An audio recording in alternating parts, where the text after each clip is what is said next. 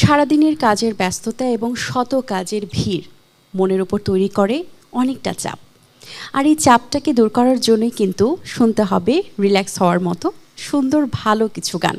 আর বরাবরের মতোই ATN music কিন্তু আয়োজন করে ভালো গান দেওয়ার, আপনাদেরকে উপহার দেওয়ার। তাই আজও ব্যতিক্রম না, চলে এসেছি এটিএন মিউজিকের আজকের আয়োজন নিয়ে। সাথে আছি আমি ভাবনা আহমেদ। আজ আমাদের এটিএন মিউজিকের আয়োজনে আছেন একটি ব্যান্ড গ্রুপ। এই ব্যান্ড গ্রুপটি শুরু হয়েছিল 2008 সাল থেকে। তারপর অনেক চড়াই উতরাই পার করে 2026 সালে এই সময়টাতে বেশ ভালোভাবে জমজমাটভাবে আপনাদেরকে গান উপহার দিয়ে যাচ্ছেন। পরিচয় করে দিব তাদের সাথে। দর্শক, আজ আমাদের সাথে উপস্থিত রয়েছেন ব্যান্ড টিম নোঙর এবং ভোকাল হিসেবে শুরুতেই যার সাথে কথা বলবো, রিয়েল ভাই। কেমন আছেন আপনি? অনেক ভালো আছি। 2008 সালের আপনাদের জার্নিটা শুরু হয় নোঙরের, পরবর্তীতে একটু গ্যাপে ছিলেন এবং 2016 সাল থেকে পুরো দমে কাজ করছেন। তো মাঝখানের এই গ্যাপটার আসার কারণটা কি? বেসিক্যালি আমাদের আসলে 2008 থেকে যখন আমরা জার্নিটা স্টার্ট করি, অনেক আমাদের বিশেষ করে আমাদের ব্যান্ডমেট যারা ছিল ওরা সবাই স্টাডি নিয়ে বিজি ছিল। তো পড়াশোনার পাশাপাশি আসলে মিউজিকটা একটু অনেক কষ্ট হয়ে যায়, ডিফিকাল্ট হয়ে যায় সময় বের করাটা। তবে পাশাপাশি আমরা অনেক গান লেখা শুরু করি, গান লেখা বন্ধ ছিল না আমাদের। দেন আমরা 2016-এর দিক থেকে আমরা শোজ করা শুরু করি। এর আগেও শোজ করেছি বহুবার, বাট ফ্ল্যাশ বেন্ডটা শুরু করা হয়েছে আমাদের 2016 থেকে মূলত। তো রিয়েল ভাইয়ের কাছ থেকে যেটি শুনছিলাম যে গানের একটি গ্যাপ ছিল কি কারণে, এবং এখন 16 থেকে 26 10 বছরের জার্নিতে কি বাকিটা কমতি যেটা ছিল সেটাকে পূরণ করতে পেরেছেন কিনা? আসলে আমরা শুরু থেকে সবাই শিক্ষানবিশ ছিলাম, ছাত্র ছিলাম। তো অনেক বছরের জার্নিতে অনেক মেম্বার এসছে, অনেক মেম্বার গেছে। তো আমরা শো করেছি এবং চেষ্টা করেছি আর কি এটাকে ধরে রাখতে, এই আর কি। আচ্ছা, যেহেতু এখন খুব ব্যান্ডের বেশ ক্রেজ চলছে এবং হাড্ডাহাড্ডি লড়াই চলছে, সকলেই ভালো গান উপহার দেওয়ার চেষ্টা করছেন এবং প্রত্যেকেই কিন্তু নিজেদের একটা সিগনেচার থিম রাখছেন বা সিগনেচার কিছু সুর রাখছেন যাতে সকলে সেটা বুঝতে পারে। তো নোঙর সেই জায়গায় কতটা এগিয়ে আছে? আমাদের গানগুলো সব আমাদেরই লেখা, বেশিরভাগ গান আমার। রিয়েল আমাদের মেম্বার, অনুরাগের কিছু গান আছে। তো আমরা আমাদের গানগুলোই করি আর কি। তো যখন যে গানটা আসে আমরা ওই ধরনের চেষ্টা করি আর কি। আচ্ছা, গান তৈরির ক্ষেত্রে সবচেয়ে বেশি কোন দিকটাতে বেশি দৃষ্টি দেওয়া হয়, ফোকাস করা হয়? গানটা আসলে কোনো কিছু মনে করে আসে না, মানে এখন মনে হলো একটা লাইন, তো দেখা গেলো এটা নিয়ে আমরা বা কাজ শুরু করলাম, বা আমি লিখছি, রিয়েল লিখছে, যেই লিখুক জি শুরু করি আর কি ভাবে। আচ্ছা, তাহলে আমরা দেরি না করে প্রথম গানে চলে যাই। প্রথমে কোন গানটি শুনবো আমরা? প্রথমে যে গানটি শুনবো, গানটার টাইটেল হচ্ছে তুমি। গানটার লিরিক্স এবং টিউন করেছে পলাশ ভাই। ওকে, তাহলে আমরা গানটা শুনে ফেলি, তারপর গান নিয়ে আলোচনা করব।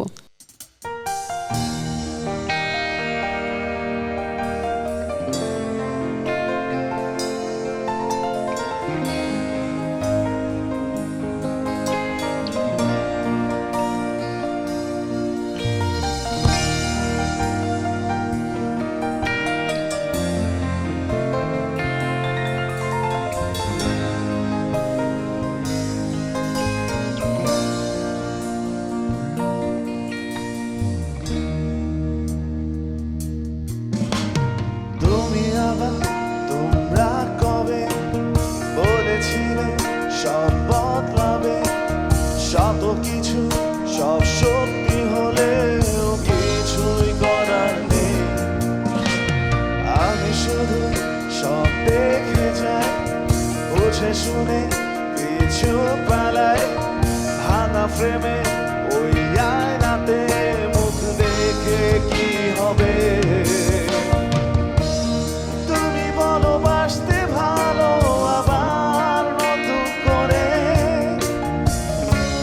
তবু আমি ডুবে আছি এক অন্ধকারে।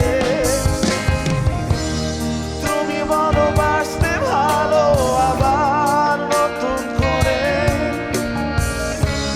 তবু আমি ডুবে আছি এক অন্ধকারে। যদি হারিয়ে যায় মহাশূন্যের ওই আধারে, তুমি মেনে নিও তা যেটা সত্য চিরকালে। যদি হারিয়ে যায় মহাশূন্যের ওই আধারে, তুমি মেনে নিও তা, যেটা সত্য চিরকালে।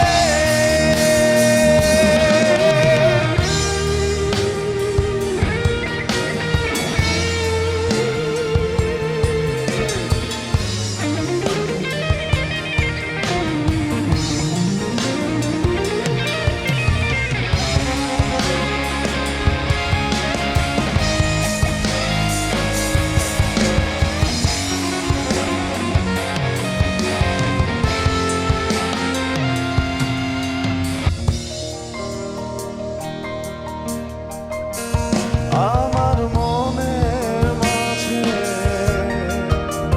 তোমার ছবি ভাসে, আমি ভালো আছি তোমার স্মৃতি বুকে নিয়ে।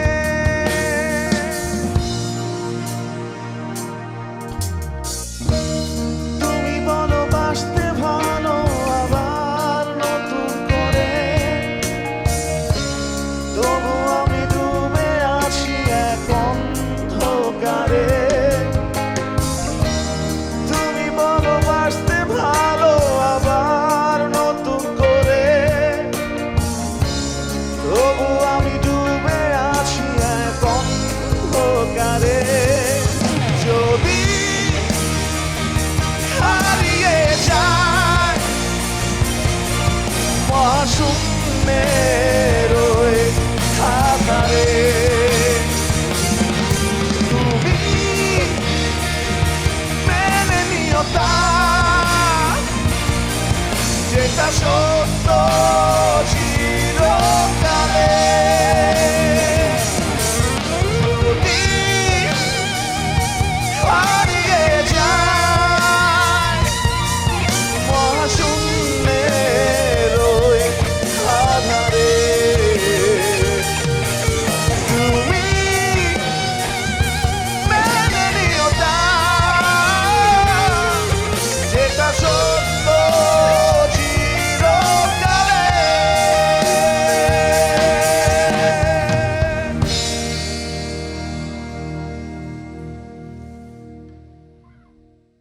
ওয়াও, খুব সুন্দর একটি গান শুনলাম। গানের শিরোনাম তুমি। এত সুন্দর একটি নাম তুমি, এটা এখানে আসলে কাকে ডেডিকেট করে গানটা গাওয়া হয়েছে? তুমি এটাও বেসিক্যালি পলাশ ভাই ভালো বলতে পারবে, যেহেতু উনিই লিখেছেন। প্লিজ। ব্যাপারটা হচ্ছে যদি হারিয়ে যাই মহাশূন্যের ওই আধারে, তুমি মেনে নিও তা, যেটা সত্য চিরকালের। এই একটা মানে ভালোবাসা মানুষকে নিয়েই চিন্তা করেই আসলে লিখা গানটা। আচ্ছা, কি মনে হয় এখন দর্শকরা কোন ধরনের গান বেশি পছন্দ করে? ভালোবাসার, আবেগী, প্রেমের, বেদনার, না কি ধরনের? আসলে গানটা সব কিছু মিলিয়ে সুর কম্পোজিশন সব কিছু মিলিয়েই সব ধরনের গান তো সবাই শোনে, এই আর কি। আচ্ছা, তো এই জায়গা থেকে যারা টিম মেম্বার আছে, যাদের কমিউনিকেশনটা কেমন করা হয় বা স্টেজ পারফরমেন্স যখন করা হয় তখন কোনো মিসম্যাচ হয়ে যায় কিনা বা ভুল হয়ে যায় কিনা, তখন সেটা কিভাবে কভার আপ করা হয়? ভুল তো হবে, ভুল সবারই হয়, মানুষ মাত্র ভুল। তারপর আমরা চেষ্টা করি আর কি, আমরা প্র্যাকটিস করি রেগুলার। আমাদের নিজস্ব স্টুডিও আছে চট্টগ্রামে, আমাদের নিজস্ব প্যারো আছে। তো আমরা প্রায় সময় সন্ধ্যার সময় আমাদের মিট হয়, এই আর কি, সবাই একসাথে সময় পেলে বসি। আচ্ছা, এখন আর কাজের ব্যস্ততা বা বাইরে কোনো জবের ব্যস্ততা তো গানের ক্ষেত্রে পড়ছে না, প্রভাব পড়ছে না? এখন আমরা সময় মানে এখন আমরা পরিণত, বয়সে পরিণত। তো দেখা গেল কি আমরা ব্যস্ত থাকলেও আমরা সময় বের করে বসি, এই আর কি। আচ্ছা, তো এখন এই যে টিমটাকে ধরে রাখার জন্য কোন পন্থা বা সকলকে একইভাবে একই গানের সূত্র বা বেঁধে রাখার যে মন্ত্র, সেটা কে পাঠ করেন বা মন্ত্রটা কিভাবে অ্যাপ্লাই করা হয়? 2008 থেকে ফাউন্ডার মেম্বার হিসেবে আমাদের পলাশ ভাই ছিলেন। ফার্স্ট অফ অল ওনার লিডিং এবং মেন্টরিং আজ পর্যন্ত কোনো ত্রুটি আমি পাইনি, টু বি অনেস্ট। আর বেসিক্যালি হচ্ছে প্রায়োরিটি দেওয়া মেম্বার্সদেরকে, নিজে ফোন কল করে তাদেরকে প্র্যাকটিস রুমে নিয়ে আসা, এটা বেসিক্যালি উনিই করে। বিশেষ করে আমরাও করি, চেষ্টা করি মাঝে মধ্যে, যেমন শোজ আসলে যখন কনসার্ট আসে তখন আমাদের প্র্যাকটিসের অনেক প্রয়োজন হয়।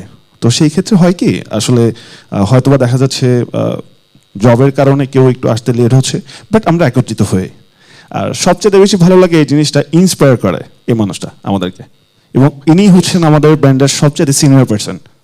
আমরা এবারে পরবর্তী গানে চলে যাব। এবারে কোন জনরার গান আমরা শুনবো? এই গানটা আমার একটু বলতে চাই, 2011 সালে আমার গানটা লেখা শুরু। গানটার টাইটেল হচ্ছে অপেক্ষা। গানটা লেখা শেষ হয়েছে আমার 2018-এ। প্রতিটা অক্ষর, প্রতিটা লাইন আমি নিখুঁতভাবে লেখার চেষ্টা করেছি। আমার আরও কিছু গান আছে, চেষ্টা করছি। আচ্ছা, 18 শেষ করেছেন, শুরু করেছিলেন কবে? 2011 সালে। 2011 থেকে 2018 সাল পর্যন্ত আপনি একটি গানের পেছনে এতটা সময় দিয়েছেন। আচ্ছা, আমরা গানটি আগে শুনে নেই, আই থিঙ্ক তারপর দর্শকরা বুঝতে পারবেন কেন এত সময় দেওয়া। জি, অবশ্যই।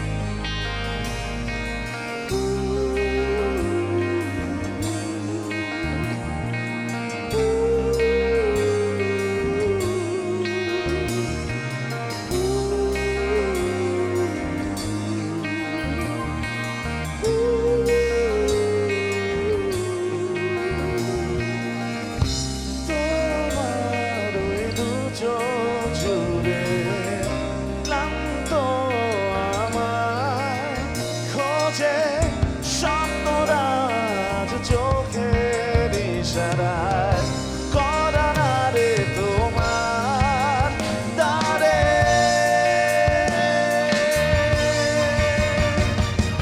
স্মৃতিরা দুঃসময়ে খোঁজে ফিরে তোমাকে, দুঃখরাজ পিছু ফিরে এসে আসে আমার কাছে। আশার পথ চেরোই তোমারই অপেক্ষায়, দু চোখ ভরা ক্লান্ত শরীরে নীরবতার মাঝে। আশার পথ চেরোই তোমারই অপেক্ষায়, দু চোখ ভরা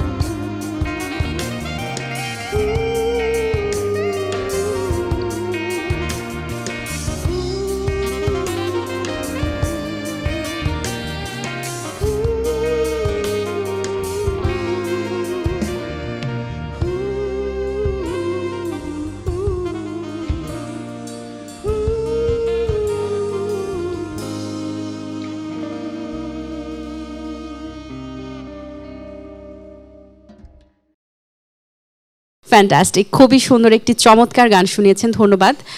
গানের শিরোনাম হচ্ছে অপেক্ষা। কার জন্য এত অপেক্ষা, এবং অপেক্ষার প্রহর এতটাই দীর্ঘ যে 2011 থেকে 18 সাল পর্যন্ত আপনি সময় নিয়েছেন, কেন? আসলে গানটা আমার বেসিক্যালি 2010-এ আমার একটা অ্যাক্সিডেন্ট হয়। এটা প্রাইভেসির কোনো কিছু নেই, মানুষের জীবনে অনেক স্রোত বিমদ্র থাকে, হয়ে আসছে। তো ওই ধারাবাহিকতায় আমি চেষ্টা করেছি গানটাকে ওইভাবে করে ফুটায় তোলার। তবে প্রতিটা লাইন মানুষের একটা আবেগ থাকে, একটা আবেগের ব্যাপার থাকে, ভেতরে অনেক কিছু কাজ করে। তো প্রতিটা শব্দ, প্রতিটা লাইন আমার ওইভাবে করে গোছানো, বিশেষ মানুষকে নিয়ে অবশ্যই, এটাই আর কি। আচ্ছা, তো কি মনে হয় অপেক্ষার প্রহর কি শেষ হয়েছে, না আরো অপেক্ষা করা বাকি আছে? অপেক্ষার প্রহর বহু আগেই শেষ, বহু আগেই শেষ। যেটা চলে গেছে চলে গেছে, পেছনে ফিরে তাকানোর সময় আমার নেই। আমি মনে করি সামনের দিকে আগানো উচিত। ইভেনচুয়াল শুধু আমি না, প্রতিটা মানুষের সামনের দিকে আগানো উচিত। বেশ, তো যখন আপনারা শুরু করেছিলেন তখন আইডল হিসেবে কোন ব্যান্ডকে দেখে শুরু হওয়া? এক বাক্যে যদি আমি বলি আমার দিক থেকে, ড্রিম থিয়েটার দেশের বাইরের জনপ্রিয় একটা ব্যান্ড, এটা সবাই জানে। আমরা ওই ধরনের গানগুলোকে ফলো করি, বাট আমাদের ভেতর থেকে যে জিনিসগুলো জাগ্রত হয় ওগুলো আমরা আমাদের মতো করে করার চেষ্টা করি। বেশ, তো বাইরের দেশের কথা এসেছে, বাইরের ইন্টারন্যাশনালি যেরকম আমরা ব্যান্ড শিল্পীদের দেখি বা ব্যান্ড টিমকে আমরা দেখি, বা যেভাবে অডিয়েন্স ক্রেজ থাকে বা যে পরিমাণ তারা পছন্দ করেন, বাংলাদেশের জায়গা থেকে বা মিউজিক ইন্ডাস্ট্রিতে ব্যান্ডের সেই জায়গাটা কি সিমিলার, নাকি একটু কি অবস্থায় রয়েছে? আমি মনে করি 2018-এ যখন আমাদের বাচ্চু স্যার প্রয়াত হয়, তারপর থেকে আমাদের ধীরগতি চলছে বেসিক্যালি। এরপরে আমরা একে একে অনেক ধাপ পার করেছি, শো করা বন্ধ হলো, অনেক জায়গাতে বন্ধ হয়ে গেছে। তো একটা মিউজিশিয়ান তখনই একটা স্টেজে গিয়ে দাঁড়ানোর সাহস করে যখন সে চিন্তা করে যে না, আমি ওই জায়গারই প্রাপ্য। সে নিজেকে ক্রিয়েশনটা উপভোগ করেই করার চেষ্টা করে, ঠিক আছে? বেসিক্যালি 2018-এর পরে কিন্তু আমাদের মিউজিক ইন্ডাস্ট্রিতে অনেকটা একটা ধস পড়ে যায়। এরপরে আমরা আস্তে ধীরে সামনের দিকে আগানোর চেষ্টা করি। এখন আবার একটু ডেভেলপের দিকে যাচ্ছে, বাট কোনো কম্পিটিশন না। গান ভালোবাসার জন্য, গান নিজের জন্য, গান সবার জন্য, দ্যাটস ইট। বেশ, তাহলে মোট আরেকটি গান শুনতে চাই, এবারে কোন গানটি শোনাবেন? এই গানটির গান টাইটেল হচ্ছে অলিখিত উপসংহার। গানটি পলাশ ভাই নিজে গেয়েছেন এবং নিজেরই লেখা, নিজেরই সুর করা, উনি গাইবেন। ওকে, গানের শিরোনাম অলিখিত উপসংহার। বাহ, খুব সুন্দর একটি শিরোনাম, অলিখিত উপসংহার। বাহ, তাহলে আমরা গানটা শুনে নিই, পরে গানটি নিয়ে আমরা আলোচনা করব।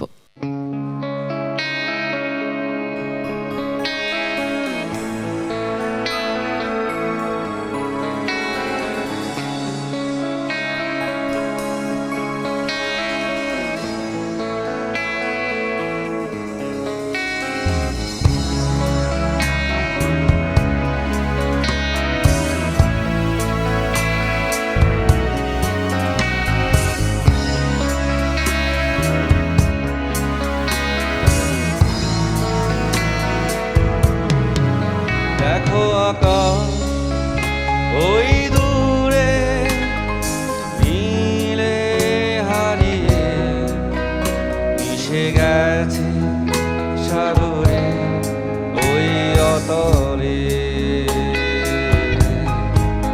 দেখো আকাশ ওই দূরে নীলে হারিয়ে মিশে গেছে সাগরে ওই অতলে। এতটা পথে আমি একা তোমার অপেক্ষাতে, ভালোবাসা বিসর্জনে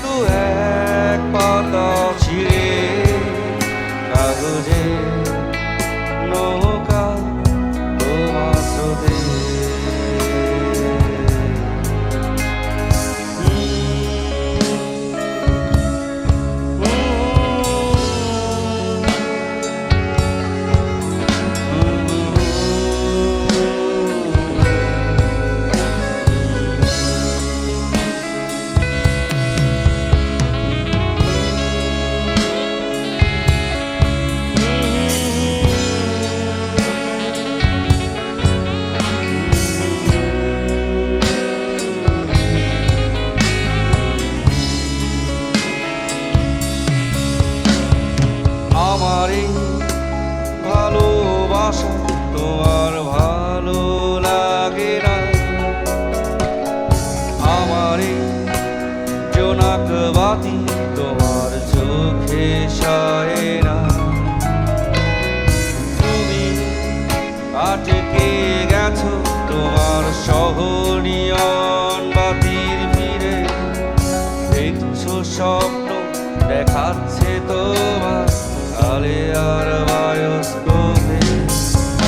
আমি অতীত হয়ে তোমার অবাধ্য দু চোখে বারে বার এসে গেছি নোনা জলে।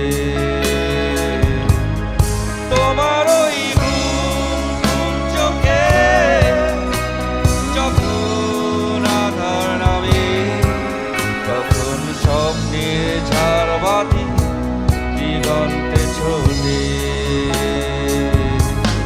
কবিতার বইটা খুলে দু এক পাতা ছিঁড়ে, কাগজে নৌকা তোমার স্রোতে। দেখো আকাশ ওই দূরে নীলে হারিয়ে মিশে গেছে সাগরে ওই অতলে। দেখো আকাশ ওই দূরে নীলে হারিয়ে মিশে গেছে সাগরে ওই অতলে।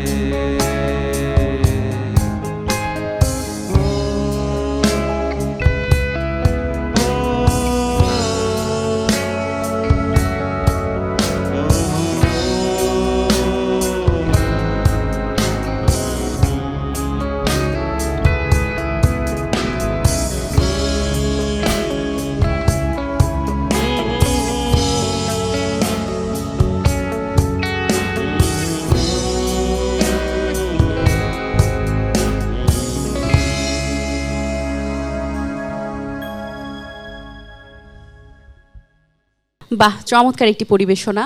যিনি গানটি লিখেছেন পলাশ ভাই, আপনার কাছে জানতে চাই যে অলিখিত উপসংহার এত কঠিন শব্দ ব্যবহার করেছেন আপনি এবং কথাটার মাঝে বেশ গভীরতা রয়েছে, তো আপনি কি কোন চিন্তা ভাবনা থেকে গানটি লিখেছিলেন? আসলে গানটা হচ্ছে রূপক অর্থে বোঝায় আর কি, মানে এটা কল্পনা করে লেখা, এটার কোনো সত্যি নেই এই আর কি। আপনার মনে তখন কোন আবেগটি কাজ করেছিল যে এত কঠিন শব্দ চয়ন করেছেন আপনি গানের মধ্যে? এই গানটা হচ্ছে যখন মাঝরাতে ঘুম ভেঙে যায় ওই অবস্থা, মানে ঘুম ঘুম ভাব নিয়ে একটা গান এই আর কি। আচ্ছা, আমরা যতদূর জানি যে যারা কবি থাকেন তারা তো অনেক প্রেমিক হন বা ভাবুক হন, এবং যারা লিখেন, যেমন আপনি লিখেন সুর করেন, তারাও বেশ ভালো কথা বলেন, কিন্তু আপনি গান লিখেন এত বড় বড় কিন্তু কথা বলছেন খুব ছোট্ট করে, এর পেছনের কারণ কি? পেছনে বলতে যা লিখতে পারি তা বলতে পারি না, এটা হচ্ছে মনেই রয়ে যায়, তাই না? হ্যাঁ। আচ্ছা, তো যখন আমরা দর্শকদের উদ্দেশ্যে গান করি, স্টেজে তো নিশ্চয়ই বলতে হয় কথা, এবং দর্শকরাও নিশ্চয়ই অনেক কিছু ইন্টারাপ্ট করেন এবং কানেক্টিভিটিটা ম্যাটার করে, তখন কিভাবে সেটা ম্যানেজ করেন? আসলে ব্যাপারটা দেখি রিয়েল, আর আমাদের গিটার আছে অনুরাগ, ও খুব সুন্দর করে গুছিয়ে কথা বলতে পারে, তো ব্যাপারটা আসলে ওরাই সামলাই। আমরা যেহেতু অনুষ্ঠানের শেষ পর্যায়ে চলে এসেছি, আমরা আরও একটি গান শুনবো, যেটি শুনতে শুনতে আমরা বাড়ি ফিরে যাব। তার আগে পিছনে এত সুন্দরভাবে যারা বাজাচ্ছিলেন, পলাশ ভাইকে তো চিনলামও, তারপরও রেল ভাই থেকে জানতে চাই যে পিছনে যারা এত সুন্দর বাজিয়েছেন তাদের সাথে একটু পরিচয় করে দিবেন দর্শকদের। আচ্ছা, আমি আমার লেফট সাইড থেকে আছি, আমাদের ফাউন্ডার মেম্বার কাঞ্চন ভাই আছে কিবোর্ডে, আমার বাঁ সাইডে লিড গিটার আছে আমাদের অনুরাগ তালুকদার, আমার ঠিক পেছনে ড্রামস মেশিনে আছে আমাদের রকি ভাই, আর আমার ডান সাইডে আছে পলাশ ভাই বেস গিটারে, এবং ভোকালে আছি আমি রিয়েল। আপনাদের সকলকে অসংখ্য ধন্যবাদ তাদের সুন্দর করে বাজানোর জন্য, সুন্দরভাবে গান পরিবেশন করার জন্য। এবার রিয়েল ভাইয়ের কাছে দর্শকদের উদ্দেশ্যে কিছু জানতে চাই, দর্শকদের কি বলার আছে? দর্শকদের উদ্দেশ্যে এতটুকুই বলার আছে, ছোট্ট একটা শব্দ, আর সেটা হচ্ছে বাংলা গান শুনবেন বেশি বেশি, এটাই। ওকে, আমরা তাহলে গানটি শুনবো, তার আগে আমি আমার প্রিয় দর্শকদের কাছ থেকে বিদায় নিয়ে আসি। দর্শক, আশা করছি এতক্ষণ আপনারা যে আয়োজনটি দেখছিলেন আপনাদের ভালো লেগেছে। আজ এই পর্যন্তই, দেখা হবে আগামী পর্বে নতুন কোনো অতিথির সঙ্গে। সেই পর্যন্ত ভালো থাকবেন, সুস্থ থাকবেন, এটিএন বাংলার সাথেই থাকবেন এবং গান শুনবেন এটিএন মিউজিকে। জি, আমরা কোন গানটি শুনবো? এখন যে গানটি গাইবো সেই গানটির টাইটেল হচ্ছে বাংলাদেশ। গানটি লিখেছেন আমাদের পলাশ ভাই, সুরও করেছেন উনি। একটু মেটাল টাইপের করার চেষ্টা করেছি আমরা। বাহ, দেশের গান, চলুন শুনে নেওয়া যাক।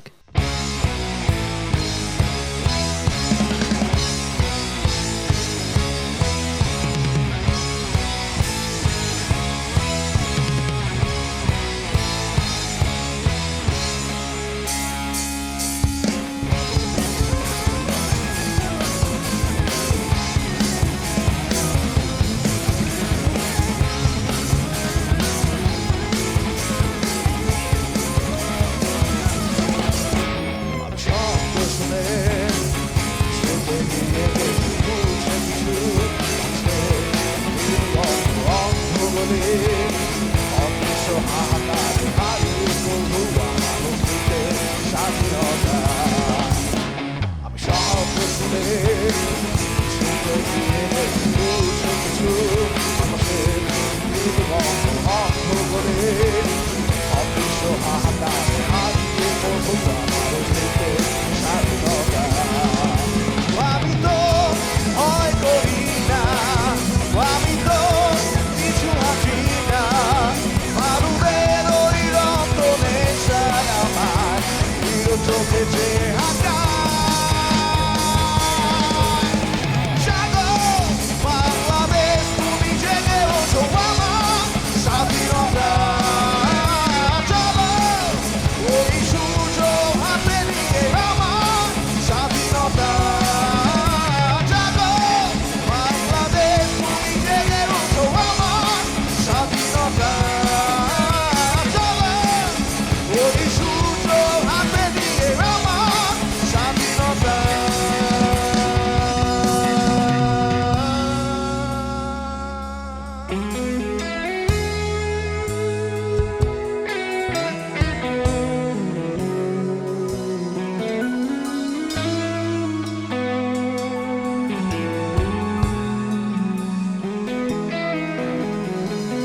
সবকিছু দিয়েছো তুমি শত চোখে জলে।